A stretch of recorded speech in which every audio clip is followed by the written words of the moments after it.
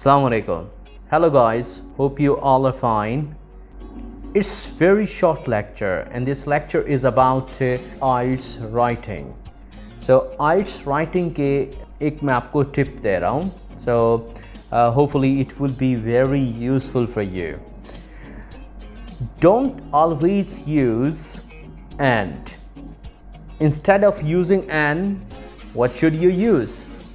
I have 4 synonyms for you. Number 1, furthermore. Number 2, moreover.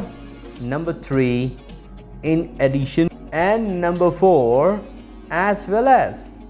So ये 4 आप use करें and की बजाय and से जान छुड़वाएं. So hopefully you are gonna get good score. It's gonna help a bit. So आपको इस लेक्चर में उम्मीद है कि आपको लर्निंग हुई होगी. So don't forget to subscribe my channel, like and share it. All right, thank you very much.